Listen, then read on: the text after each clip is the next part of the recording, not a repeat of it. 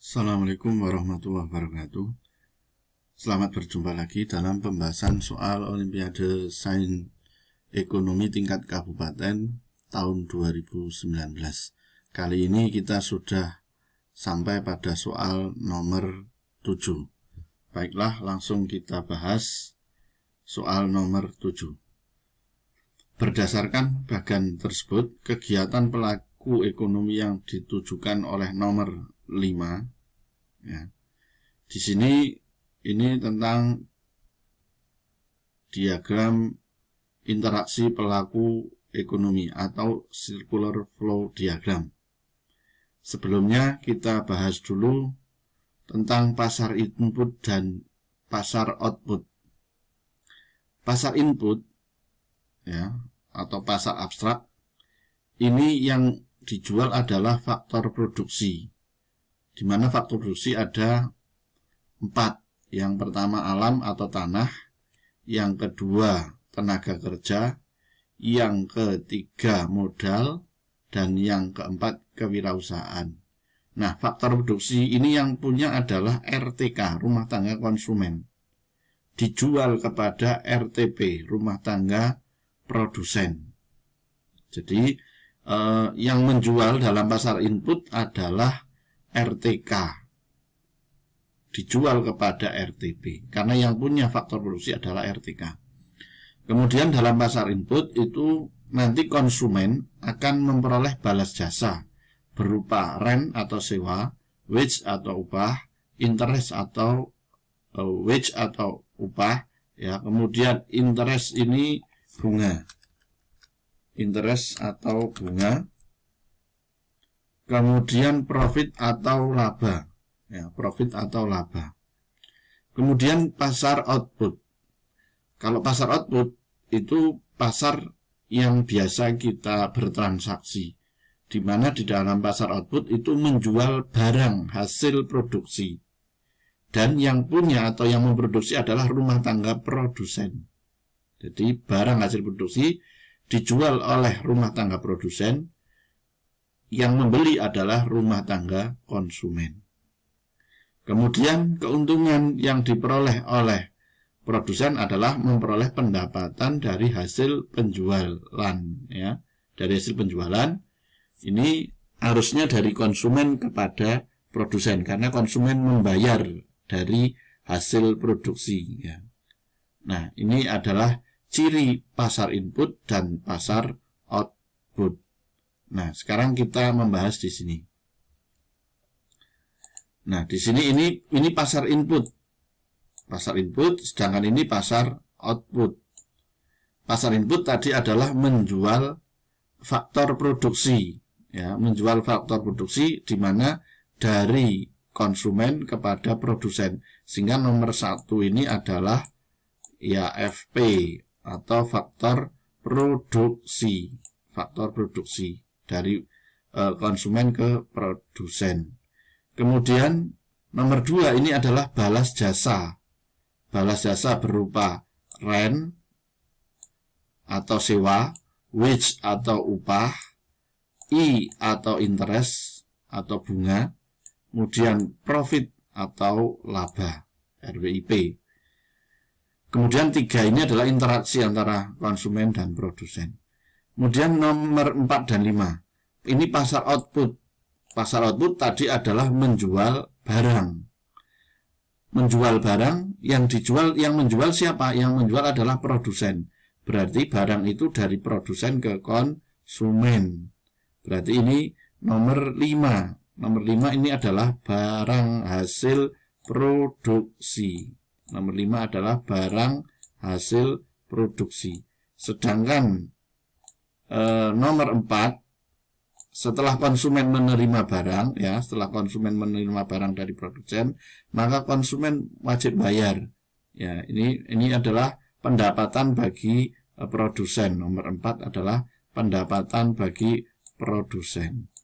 Sehingga kalau ditanya nomor 5, ini adalah RTP menjual barang dan jasa yang diproduksi kepada RTK ya. Ini jawabannya adalah D. Kalau nomor yang A, RTK menyerahkan faktor produksi yang dimiliki kepada RTP, itu ada di nomor 1. Kemudian RTK menerima arus uang karena menyerahkan faktor produksi berupa RWIP ini tadi adalah nomor 2. Kemudian RTP mengolah faktor produksi yang diterima RTK untuk dijadikan barang dan jasa.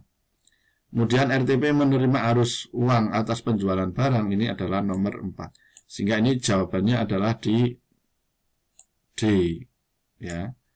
Jadi nomor 5 adalah produsen, ya, menyerahkan barang hasil produksi kepada konsumen, sehingga jawabannya adalah D.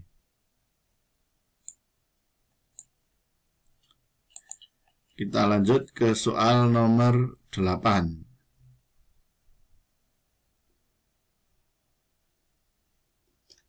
Ya, soal nomor 8.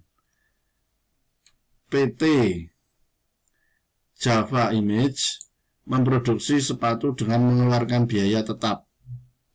Ya, biaya tetapnya adalah 2 juta dan biaya variabel rata-rata 800.000.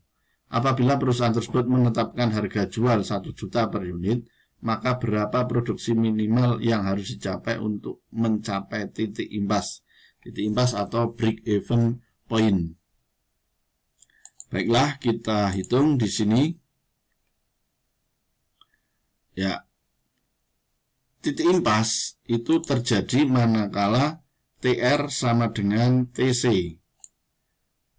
TR adalah total revenue, penerimaan total. TC adalah total cost atau biaya total. TR ini diperoleh dari P kali Q. Diperoleh dari P kali Q. Di sini P adalah price, harga. Di sini harganya ini 1 juta. Berarti 1 juta kali Q. Nah, Q-nya belum diketahui karena Q-nya yang akan dicari. Ya, karena ini di sini adalah berapa produksi minimal yang harus dicapai untuk mencapai titik impas. Berarti ini mencari Q-nya. Q-nya belum diketahui. Berarti ini 1 juta kali Q, 1 juta Q. Kemudian total cost itu diperoleh dari total fixed cost, biaya tetap total, ya, biaya tetap totalnya di sini adalah ini 2 juta. Ya, ini 2 juta. Kita masukkan ini 2 juta. Kemudian plus total variable cost atau biaya variabel total. Di sini biaya variabel total diperoleh dari variable cost per unit, ya, karena ini variable cost per unitnya di sini adalah 800.000. Kita masukkan 800.000 dikalikan dengan Q.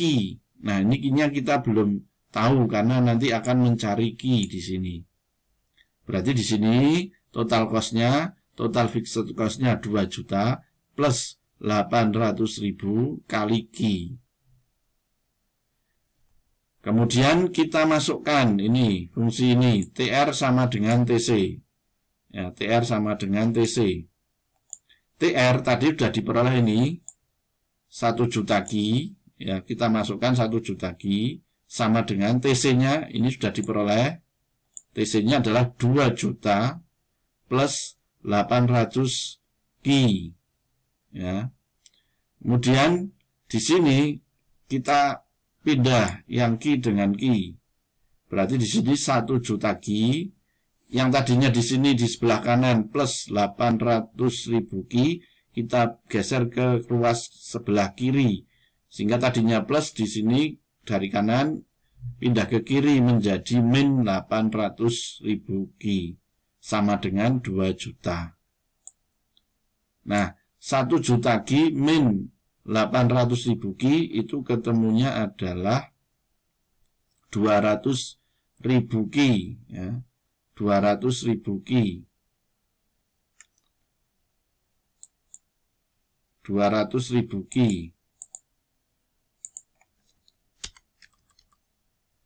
200.000 Q sama dengan 2 juta. Sehingga di sini 2 juta dibagi 200.000 Q, maka Q-nya adalah ketemunya 10.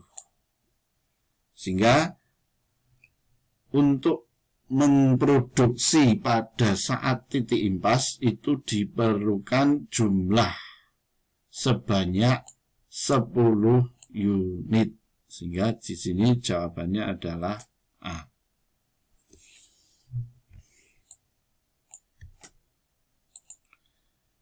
Kita lanjut ke soal nomor 9. Ini soal dalam bahasa Inggris. Kita terjemahkan. Bagaimana industri dalam persaingan monopolistik mirip dengan industri pasar persaingan sempurna atau pasar persaingan murni, ya. Pasar persaingan monopolistik itu hampir sama, ya, hampir sama atau mirip dengan pasar persaingan sempurna. Hanya yaitu dalam jangka panjang memperoleh laba normal. Produsen dan konsumen bebas keluar masuk tanpa hambatan.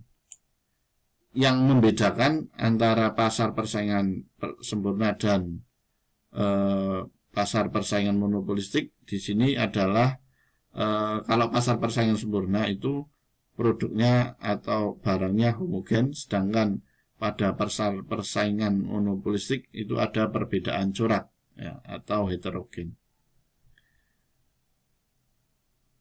Nah, di sini yang mirip atau di sini yang antara pasar persaingan monopolistik dengan pasar persaingan sempurna yang sama, ini yang menunjukkan kesamaan, ya. Di sini adalah jawabannya adalah D. Kalau A ini menunjukkan perbedaan. Produk yang terdiferensiasi diproduksi di kedua struktur pasar. Yang terdiferensiasi itu yang berbeda. Yang berbeda adalah di sini pasar persaingan monopolistik. Sedangkan pada persaingan sempurna itu homogen.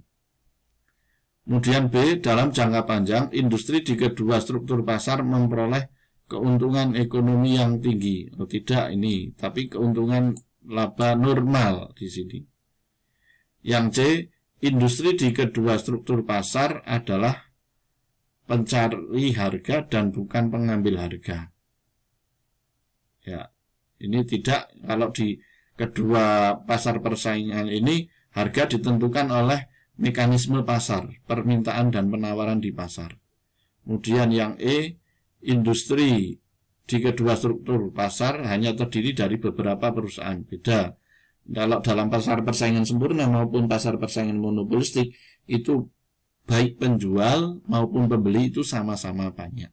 Sehingga di sini yang mirip atau yang hampir yang sama adalah dalam kedua struktur pasar, baik pasar persaingan monopolistik maupun pasar persaingan sempurna, itu tidak ada hambatan untuk masuk ke pasar. Baik hambatan bagi produsen maupun bagi konsumen itu tidak ada. Sehingga jawabannya adalah D.